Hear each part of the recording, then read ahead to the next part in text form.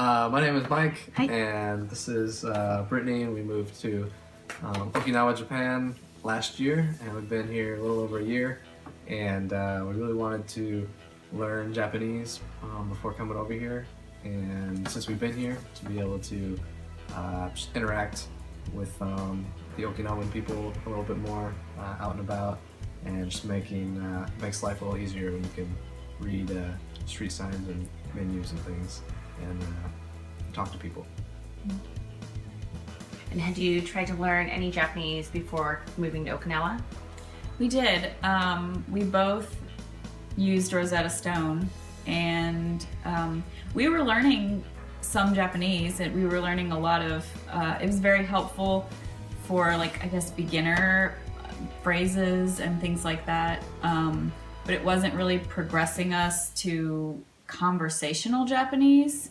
And so once we got here, we really wanted to be able to speak it and really read it, but mostly speak it. And so we decided to try to find a class, and when we found Blue House, and actually when I started, I said, I just want to learn how to speak it. I don't want to learn how to write it or read it or anything like that. And it really has been more helpful to know how to read hiragana, katakana. I can't read kanji, but just to be able to read and write hiragana, katakana has been a lot more helpful in actually learning Japanese, and being in the class and being able to speak with native Japanese speaker has been such a huge help in conversational practice.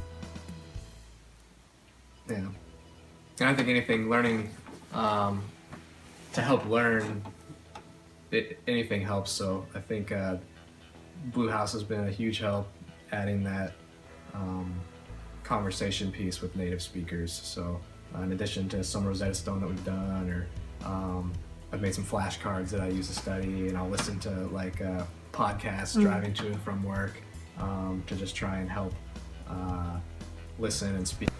So have taking the conversational classes and being able to interact with locals, has that kind of raised your confidence to go out into the community and be able to have daily conversations at the grocery store, gas station, etc.? I think that's probably the main thing that it's done. I think we were learning using online resources and using flashcards and listening to podcasts, and that's all really, really helpful. But I think learning to speak with native speakers, learning to listen at the speed that they speak has been helpful in giving us a little bit of confidence to go out into the community, a local community, and to try to interact with people at the grocery store, even if it's just to ask, do you have butter, or where is the butter, or whatever, just to know those phrases in my head already and to feel comfortable saying them because I've said them before to a native speaker or something.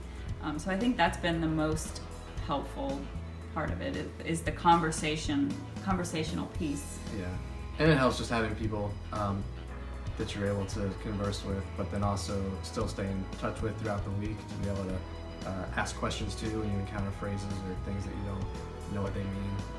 Because we'll be feeling pretty good about your Japanese one day, and then go to buy something at the store and hear a phrase thrown back at you and have zero idea what it means. So it helps being able to bounce those phrases or ideas, or hey, does this phrase make sense if I were to say that, or does this word mean what I think it means?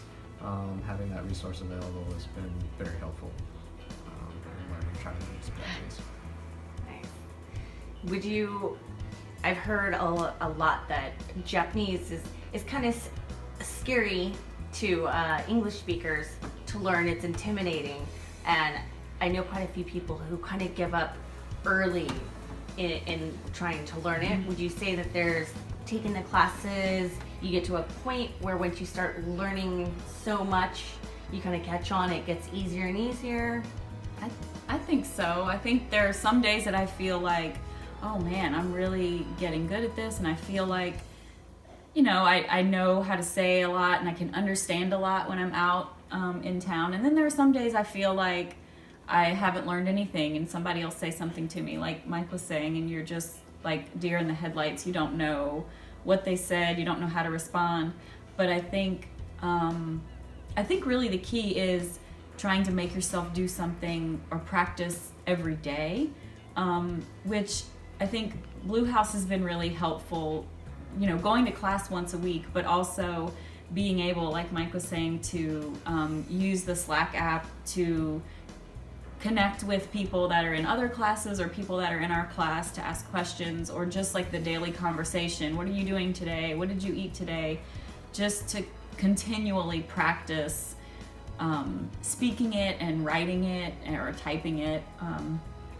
That's been the key for me, because I find, you know, if we go on vacation or if we have a busy week and I don't do anything for a week at a time, I fall back in my progress. So I think the key is, if you feel like you are not learning, or you feel like, oh man, this is really intimidating, is just to practice it. Even if it's just for 10 minutes every day, just practice a little bit every day, because it helps it stick in your brain better. And does that, using the Slack app and being able to talk to other students or the teachers, does that really help you with the questions that you might have? Yeah. It definitely I does. think it absolutely does. And I think it gives you a little more confidence too when you're out and about, like with our kids at the playground or something, and there's a Japanese family. It gives you a little more confidence to maybe interact a little bit and practice a little bit, and show that you're willing to try and learn their language as well, which I think is a good thing. So I like being able to do that when we're out and about, instead of just stand awkwardly in silence and be the silent foreigner. So it's been very helpful. Beautiful people here. The people are so nice and welcoming, and we absolutely love it here. So I think you'll enjoy it here if you're coming here, and I'd stay here as long as they let me. Definitely. Mhm.